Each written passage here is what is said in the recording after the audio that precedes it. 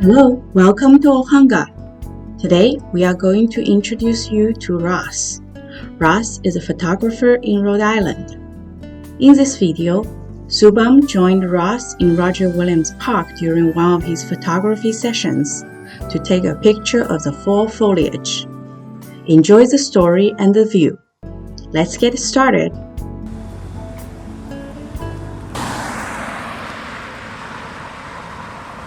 So right now we're in Roger Williams Park. It's a park in the city of Providence, right on the border of Providence and Cranston. It's got a number of lakes, a lot of paths, things like that. Carousel in the middle. The zoo is located here. Several sort of historic buildings. A lot of neat scenery. Lots of things to photograph. It's always changing, especially in the autumn. Botanical gardens right over here. So we should be able to find something good to go. So, I mean, there's a lot of different things around the park. One of the things I like to do is find some trails and just walk along and find, what scenes sort of show up as we're going. So, let's head over to a trail over here. It's pretty heavily trafficked right at first, but then it's not maybe quite as crowded. I'm sure there'll be a bunch of people since we're in a park in the city, but yeah, we'll see what the trees look. There's a scene that I saw last year that I want to see what it's looking like this year so far, and we'll see what we can find. So this is one thing, tripods. If you're ever getting into photography, don't skimp on the tripod, because you can buy nice or buy twice. A good tripod makes all the difference in being able to get a nice long exposure. Yeah. Some of the colors are super early, and some of the colors are coming on time.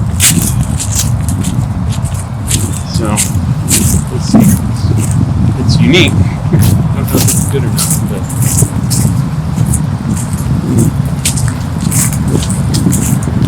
there's a nice path here that goes through the woods and goes along this pond. There's some nice views.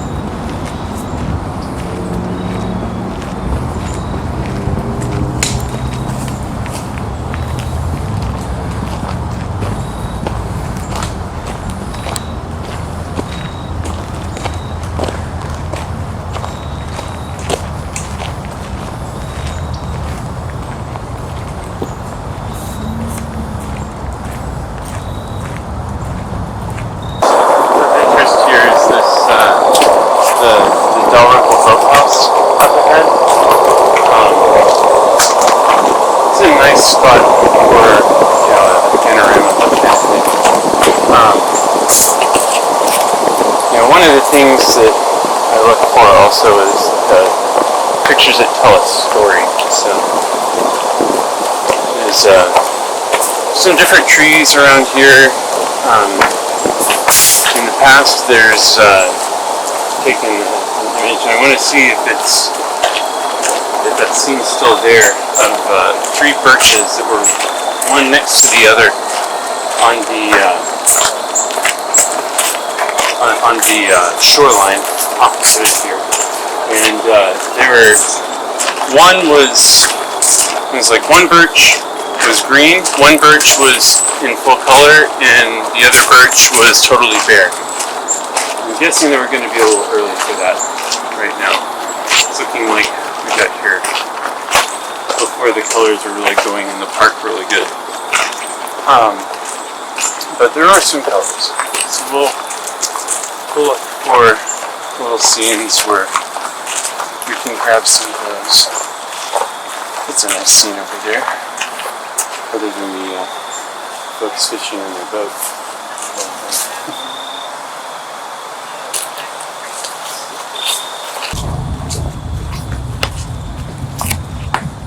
I was thinking the colors are going to be going up a little more already. They're so early off in, in West Rhode Island.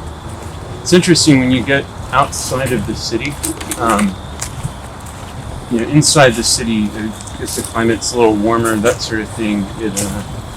The trees tend to be a bit later than everything around them, but it looks like maybe this year they'll be a lot later. The big drought that we've had this summer really has made everything happen kind of at weird times. But here it looks like there's some color over across the way from here. Some of these are small. Yeah, that's a nice tree.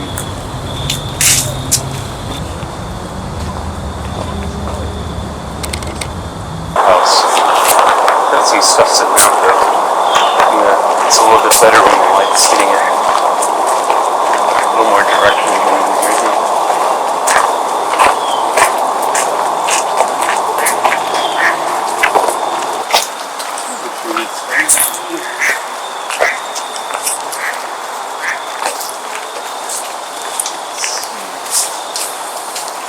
The birches are over there. Let me see if I can get to a place where I can get my camera pointed at them without anything in the way.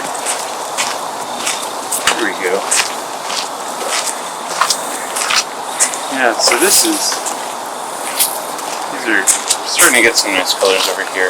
And the wind's picking up just a little bit, so that's a little frustrating, but let's see. One of the things with landscape photography that a lot of people, I think, miss is people, when they think landscape, they think like grand vista.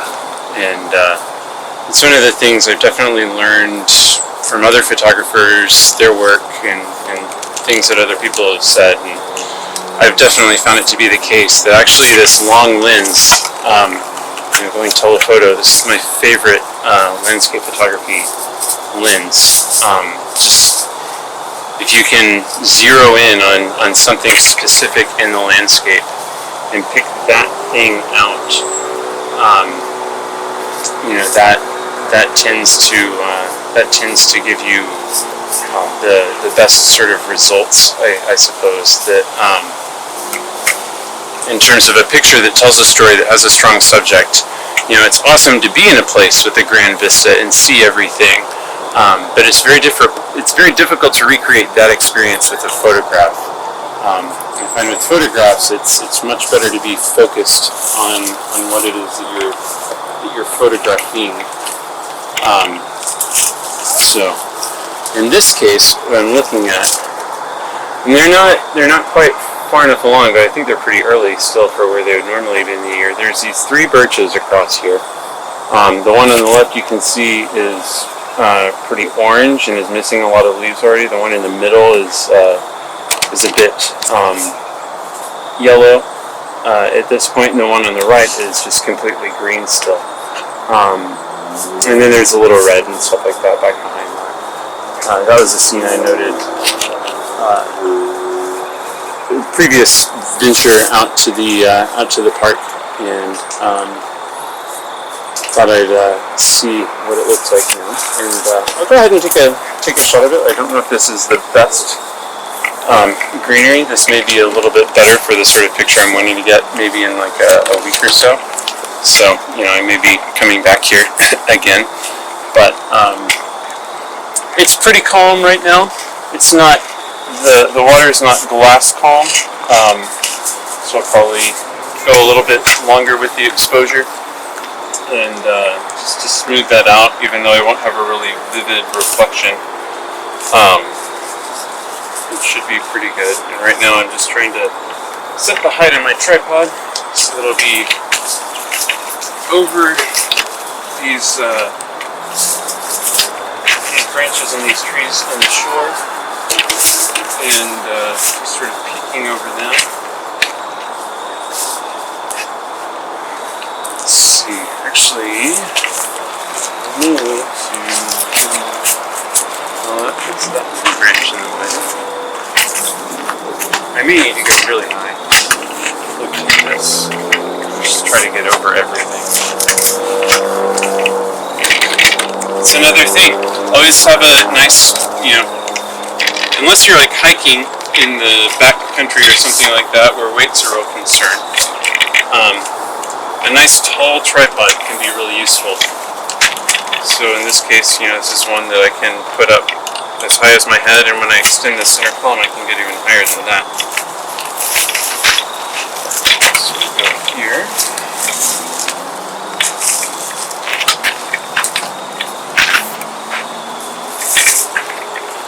We go back a little ways. It's always a little tricky how to frame these things.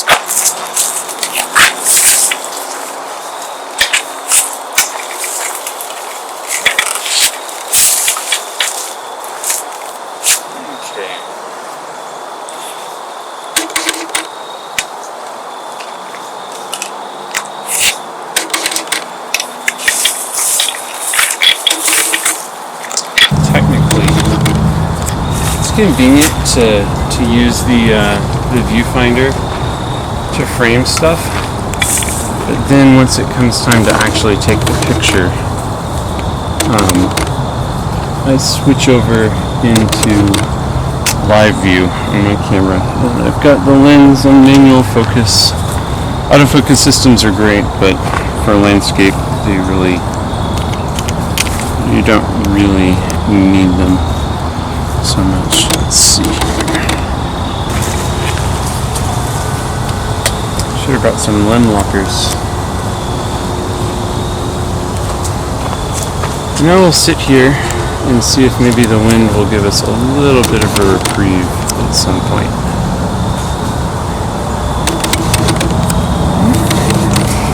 Yeah, so the wind has picked up a little bit on us here. And so we're going to sit here and wait for a little while and see. You can see the reflections there and the little ripples and things like that. They catch the sky, and what I want is to have the water be the dark reflection of the foliage that I'm pointing at. I don't want the really bright sky reflection in my image. That just sort of will distract from the image, and it's really not what I'm going for. So I'm going to give it a little bit of time here and see.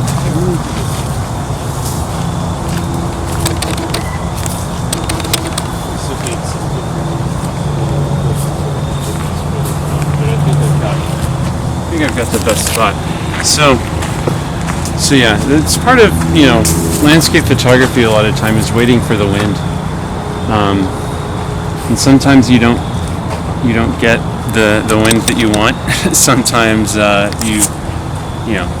doesn't cooperate. And there's things, I guess you could always go in like Photoshop stuff or something like that, but I prefer to just wait for that break in the wind, and hopefully things will settle down a little bit here. Oftentimes, sunrise and sunset are good times for nice stillness and calm air, but we'll see. Unfortunately, right now it seems like it's getting worse, but it's just part of being patient.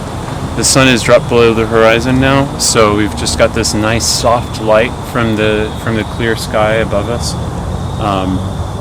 So we've got a good probably 30 minutes or so window that we could take this picture and get something good, or we could go on and walk and try to find something different. So we'll give this a few minutes and see what it's looking like. Otherwise, we may try to find a composition that doesn't involve the water. Yeah, so let me wait for the wind here. Normally, in normal life, pre-pandemic, I guess, I would always have my camera with me. I'm going to work every day, to the office, that sort of thing. So I would get out and take pictures probably at least once a week. I would get out and, snap some photos somewhere of something. Sometimes a bit more than that. In the autumn, usually I'd be out a bunch. Maybe every day almost, like over lunch break and stuff like that. There's some nice areas around where I work to go, do some photography. But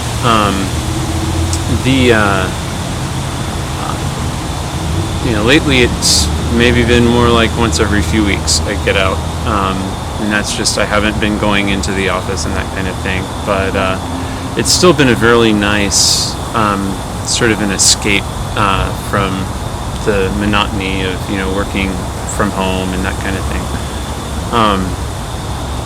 But it's been a lot more of the intentional going out and taking pictures rather than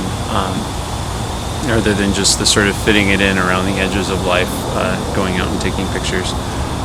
But yeah, one of the things though that in terms of landscapes that I like, especially in autumn, is just as the leaves change, you see all these colors, and it's just leaves dying. There's nothing magical about that. It's just a natural thing that happens. The leaves die on all these deciduous trees, and then they fall off, and then the trees go through winter, and then they get new leaves again in spring. But it's beautiful, and it's like an objective beauty. I don't know of many people that I've ever come across who see these beautiful autumn scenes just say, oh, the leaves.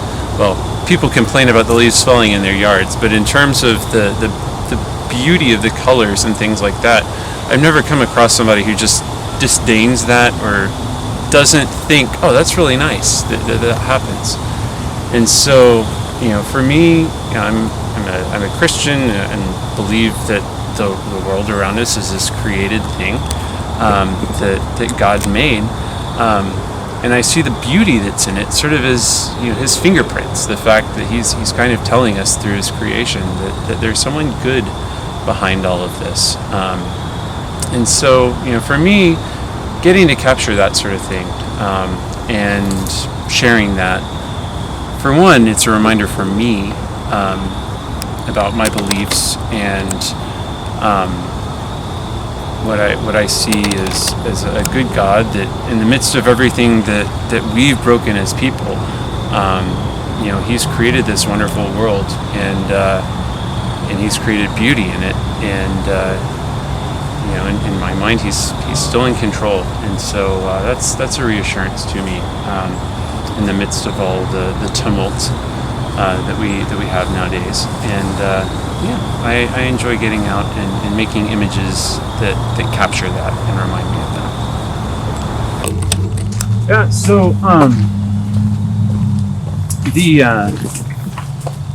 so the wind's not dying down, so we're going to do a little bit of walking and see what we can find here. But in terms of every now and then, I do try to fit photography in around the edges as much as possible, but every now and then I have an opportunity to go somewhere. Sometimes work will take me somewhere, sometimes it'll be like a trip that we're making. Actually, this is a nice scene. This is a little bit sheltered from the wind. This might actually, if we just walked a little further, we would have seen this. It's a nice red maple right there. It's already turning.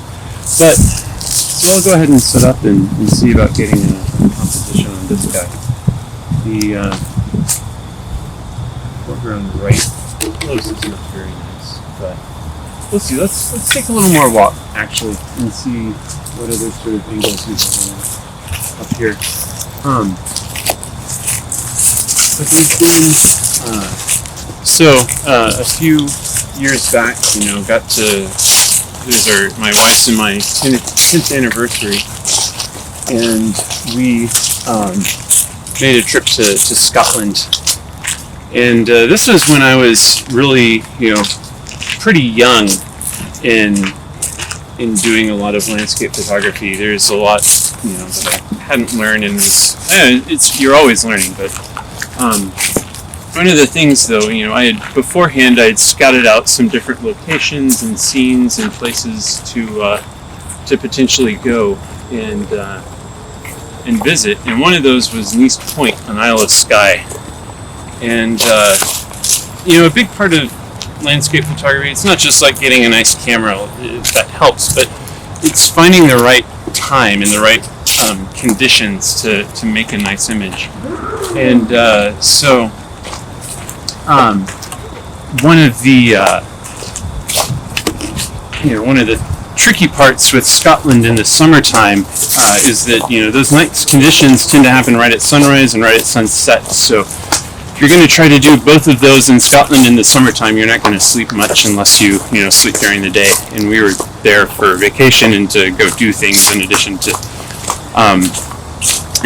to taking some opportunities for photography. So our golden hour photography opportunities were limited. But one of them that I said we need to do it was Nice Point. And we drive out to Nice Point from our hotel in Skye. It's maybe a 45-minute drive down these little one-lane, single-track roads. And as we're going, it's cloudy, and I'm a little bit, I don't know what this is going to be like. When we get there, and you can see off the western horizon just this little crack under the clouds, beneath the clouds in the ocean.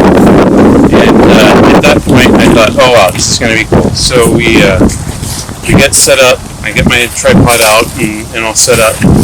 And one of the things here is you should always look backwards at where you've been. Yeah, lo and behold, right at sunset, the sun dropped right below those clouds and just boom, lit up the base there at East Point, which is in terms of some technical details. There's a haze up in the sky that's catching a little bit of nice color as well here.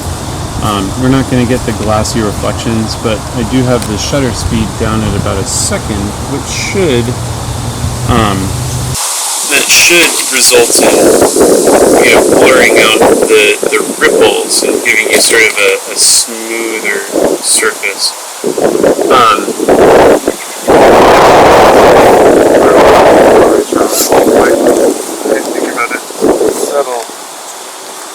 Allow me to sort of get rid of some of the glare coming off of the water.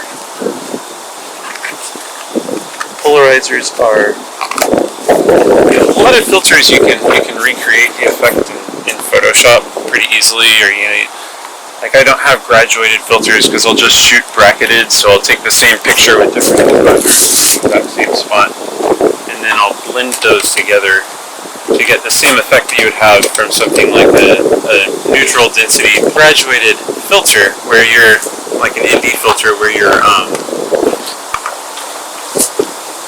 where you're making part of the scene dark and part of the scene bright.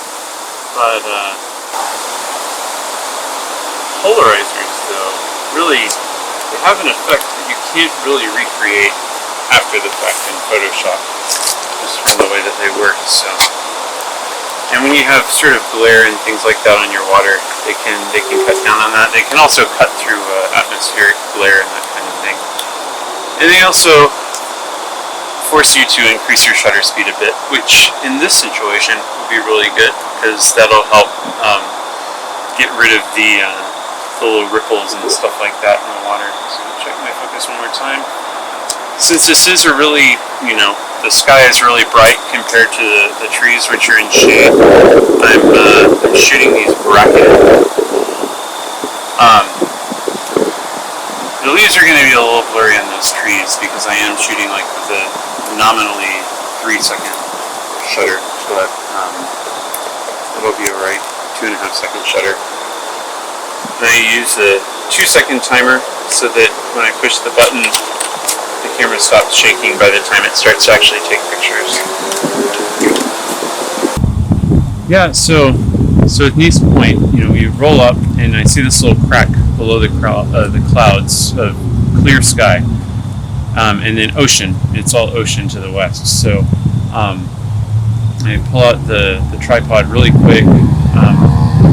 Sort of new with the tripod, so as we're opening it up, one of these legs just came out of the whole tripod. I had to figure that out really fast. Thankfully, I got it figured out and set up by the time that the sun dipped below that last cloud and got into that little gap between the cloud and the ocean, and it just blasted that cliff with the most beautiful golden light, the cliff in the lighthouse, and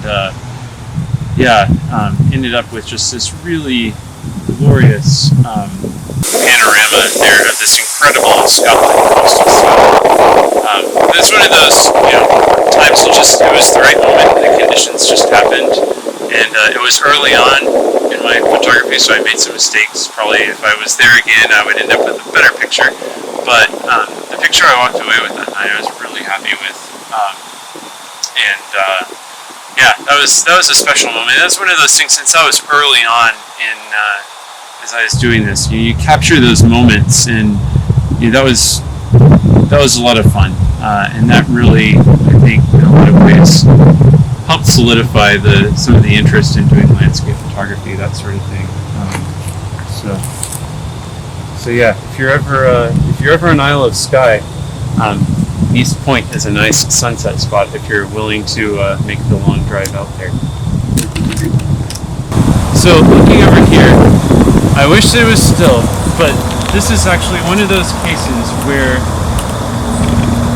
having a telephoto lens helps a lot. So the boathouse is down there, and I've got a nice front-on view of the boathouse, but this is a case where by being able to sort of zoom in, you can get kind of an interesting perspective and make an image that isn't the sort of thing that people would just see with their eyes, because we don't see in telephoto like this. So I'm actually going to go and turn this off. I'm going to throw a teleconverter on my 70 to 200 right here, which basically turns it into an even more telephoto lens.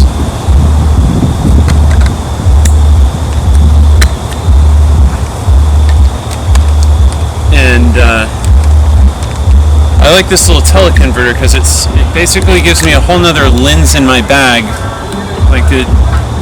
in a big telephoto lens, but it's a pretty small addition to my kit, so I can keep it all in my backpack, or in my bag here.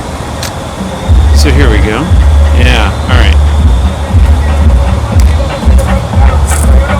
It's always fun in the parks in the city. You get a little bit of big background music going sometimes. So I'll lock in my composition there. Zoom in really good. One of the important things with the teleconverter is always remember to stop down, because you definitely take a hit on the sharpness side of things. It's a little tricky to see now. Let's go Instagram.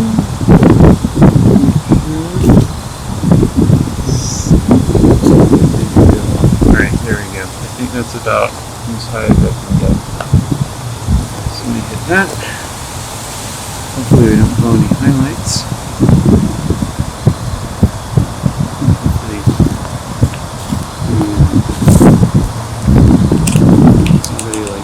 Points your headlights at it or picture. And there we go. Cloud jumper.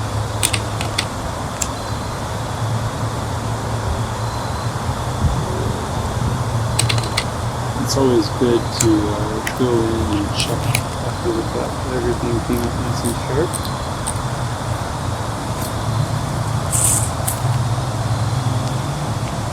And the sky's not blown.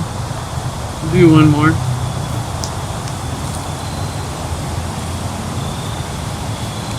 Sky is very, very nice right now.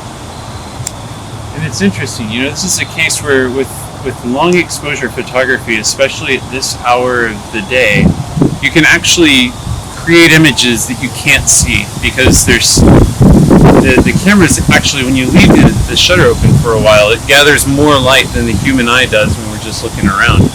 So the camera can see better in the dark than we can, especially when you have the time when you can leave the shutter open. So I can create pictures that will look a lot brighter than they really would to our human eye, and it just sort of reveals a beautiful thing that would be difficult to appreciate in real life, actually just standing there looking at it. So that can be another sort of fun thing to play around with as you get to the end of the day. All right. That's a fun thing. I picture the Dallas house from down below. The nice thing about these is like you never know what you're gonna get. You know, I had in mind, well, let's see what these birches are doing that I had seen last year and that kind of thing. And they weren't quite there, and the wind wasn't cooperating. So you just keep walking. In a place like this, there's pictures everywhere. You know, there's things to notice all over the place, and those things are changing all the time as the light changes, as the day wears on, as the seasons wear on. So it's always worth it to just keep walking, keep looking around, and eventually something will jump out at you. You'll see it, and that'll be your picture that you get on that outing.